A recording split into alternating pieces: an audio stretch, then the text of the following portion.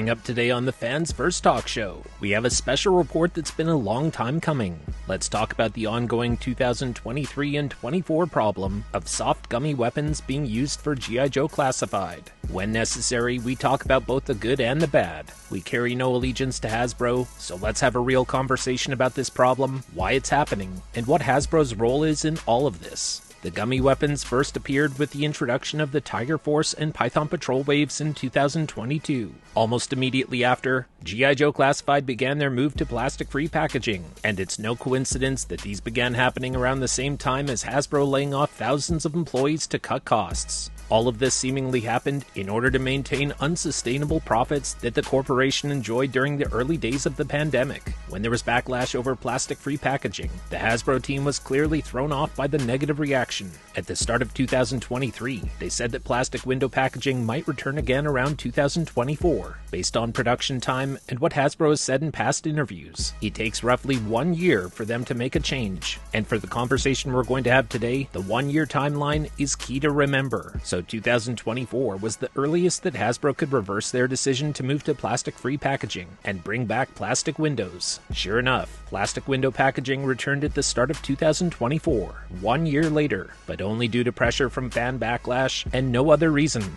Meanwhile, the G.I. Joe team recently responded to the public backlash over soft gummy weapons by announcing during a January 2024 interview that the ongoing issue of soft bendy weapons will begin to phase out toward the end of 2024 and be resolved by 2025, which is 1 year from now. Up until the start of 2024, the Hasbro team has played dumb about the gummy weapons, claiming time and time again that they were aware of the problem, didn't know why it's happening, and that in their own words, it was driving them crazy. And now their latest excuse is that they have to follow safety standards, so they say they have to make soft weapons. Since Hasbro's January 2024 interview, many collectors have been praising Hasbro for fixing the problem. But let's pump the brakes for a moment. Who created the problem in the first place? By giving Hasbro a pass on this, we are actually glossing over the real problem, which is that Hasbro's excuses are completely contradictory and don't add up.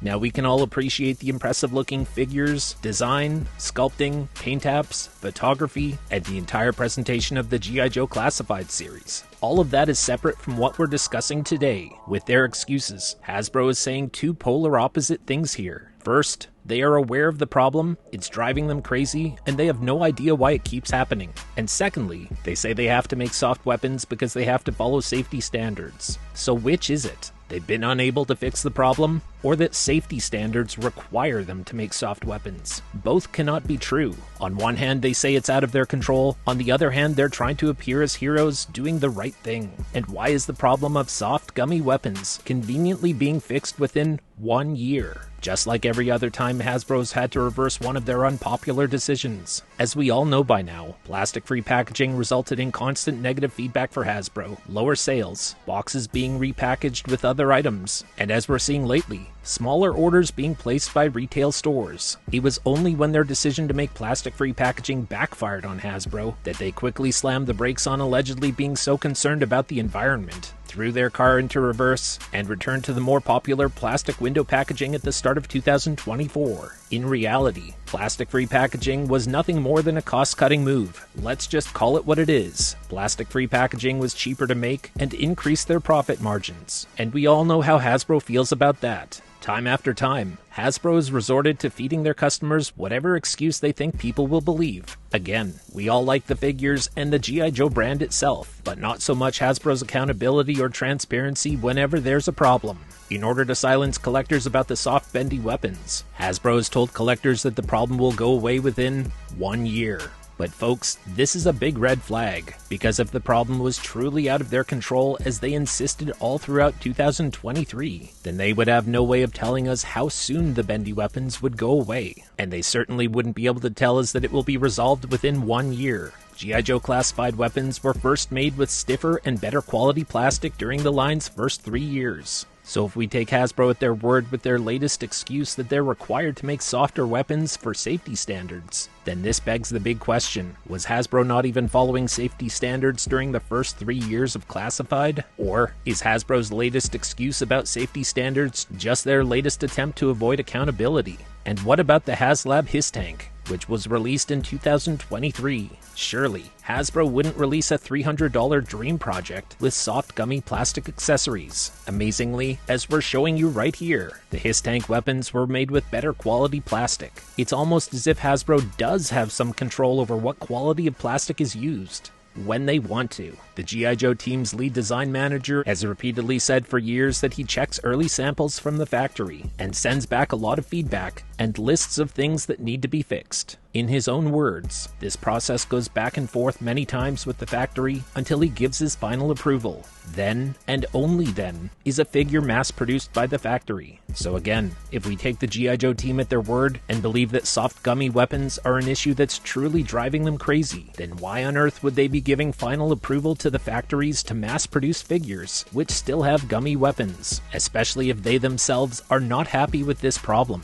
Or does it seem more likely that using lower quality, soft gummy plastic was a choice by Hasbro to cut costs and increase profits? Which sounds more plausible to you? Let us know your thoughts in the comments below. Time after time, when there's enough negative feedback and it affects their bottom line, Hasbro reacts and they course correct. Each time, they are able to magically provide an end date for the problem. Why is that? If the soft gummy plastic weapons are truly out of their control like they've tried to claim, then they would not have any way of assuring collectors that the problem will be resolved within 1 year. We'll keep an eye on this, and we encourage you to do the same. We would ask Hasbro to clarify their cost-cutting decisions, but let's be honest, we all know what their response will be. You can ask, but we're not going to bother answering. Now, before we move on, as always, we want your takes in the comment section. Today's Viper Island question of the day is, do you believe Hasbro's excuses? Do you think they're contradicting themselves as many collectors have suggested? Or do you take their word to be 100% true? From their cost-cutting efforts to their growing list of excuses, we want to hear your thoughts on all of this. Tell us which camp you're in. Let us know what you think in the comments below, and we'll pin the best comment. Now don't go anywhere. Next up, we have something really special.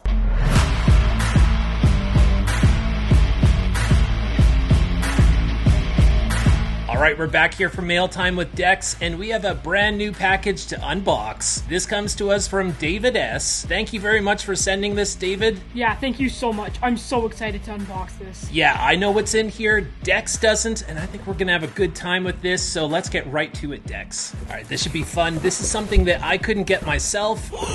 It's Chuckles! Oh.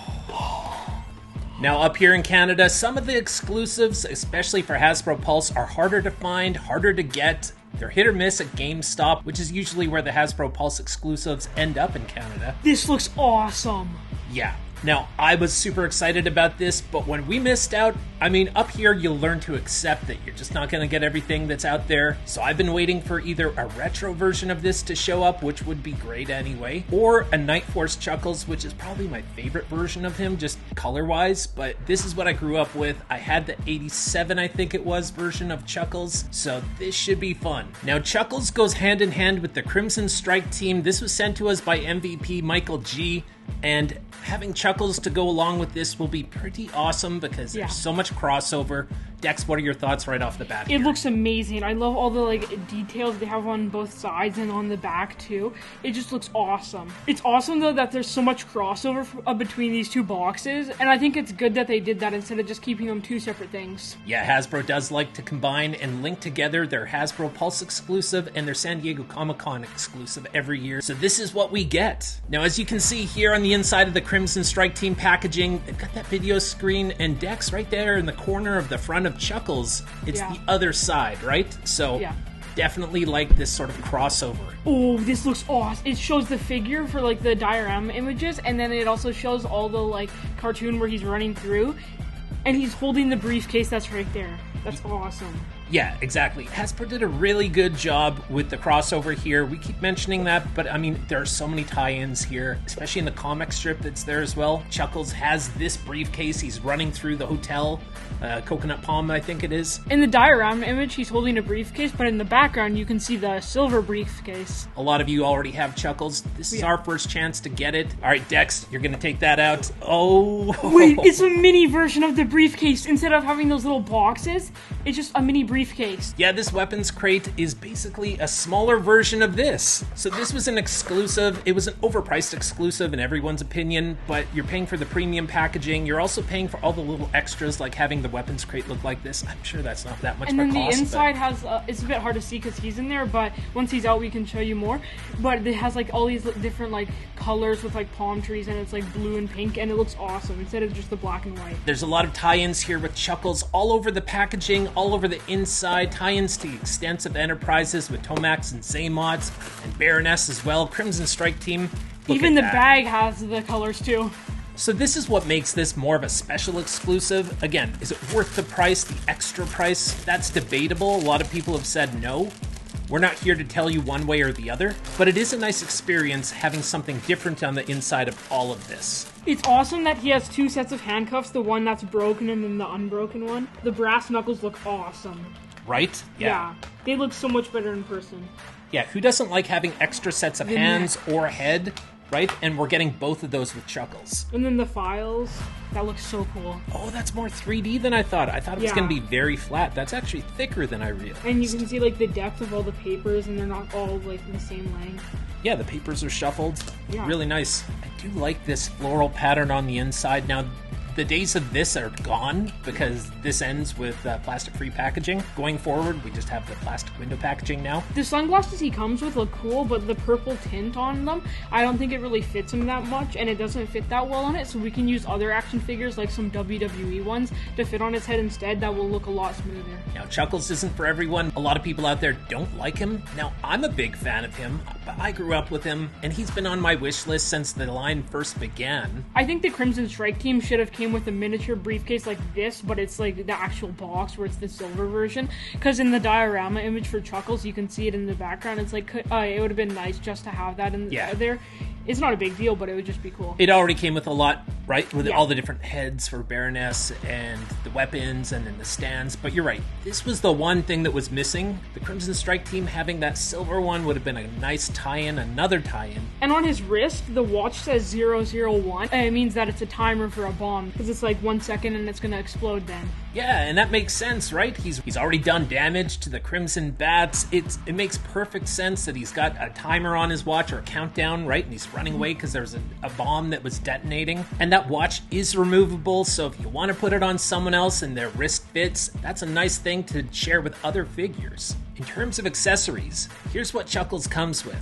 A pink lei necklace, a file folder with intel on the Crimson Bat, 2 sets of handcuffs, one is connected, the other one is broken. Then he has a Walkman cassette player, but this is also a tie-in to the Transformers because that's actually a small little sound wave. He has 80s style foam headphones, a pair of binoculars, a knife with a silver blade, a 1911 pistol, an extra set of hands, and these are fists with brass knuckles. I like that touch. It shows that Chuckles is willing to fight dirty and break the rules. An 80s style padded briefcase, and an alternate head sculpt featuring a black eye and a missing tooth. This version of Chuckles is basically a 6-inch replica of the version 1 figure released in 1987. There's a Joe Pro device on his belt, and those binoculars, they attach to the back of his belt. And one thing that I think Dex and I are both going to appreciate is that he can carry all of his gear in his briefcase and on the figure. I think it's awesome that they did that, because most figures nowadays, they can't fit everything on them. Now, Chuckles is a pretty cool character, and I think his cocky attitude is on display here, which is a plus. I'm definitely getting some Miami Vice vibes here. It sets a fun tone, especially with that packaging. I love the crossover with the Crimson Strike Team. When we're looking at that second head sculpt where he's all beaten up,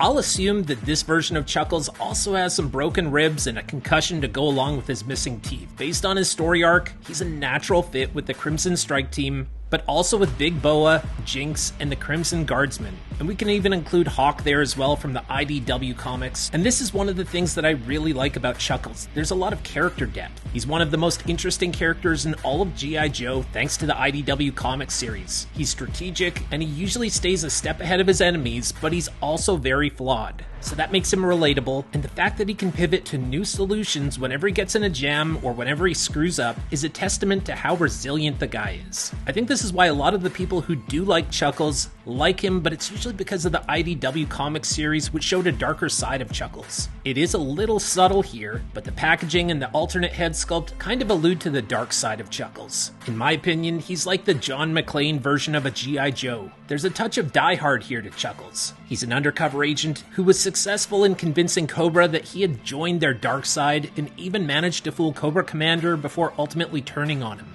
Underneath the fun vibes, I've got to say, he's a bit of a sociopath filled with rage, so he's the perfect weapon for G.I. Joe to send into enemy territory. In my opinion, Chuckles is a one-man army. I have him with everything on besides for this little necklace, and I think that it's really unnecessary though, because the holster here, the chest strap, it's a bit much when you have both of those things on top of each other, because then it's just hovering and you can barely see him. So I think that you should just either have one or the other. And also, the binoculars weren't really fitting that well on, they kept falling off, or I just didn't really want them so you don't lose them. But if you position everything right, you can actually get everything inside the briefcase, just besides for the two hands. Nice. I like both head sculpts, but I prefer the regular faced one because the other one I feel it's a bit too much, considering that the rest of his body's in perfect condition and his face looks like he just had a hydraulic press start beating him up. And I'm like, what happened to your arms? What about your hands and all this sort of stuff? If you grab Chuckles and have a Crimson Guard, it looks awesome. If you put their head sculpts on, it looks really cool. Yeah, it's a nice reference to the comics there. I don't want to spoil too much. Cool thing about having an extra head sculpt is you can have two versions of Chuckles, right? Yeah. We've got the normal version over here, and then we've got the undercover Cobra Guard version of him. So I think this is a very fun figure. What are your thoughts on him, Dex? I think that he's awesome. I really like him. What would you rate him? I would give Chuckles a 9.1. How about you, Dex? I would give him a 9.5. I really like this figure. It's awesome. Holy.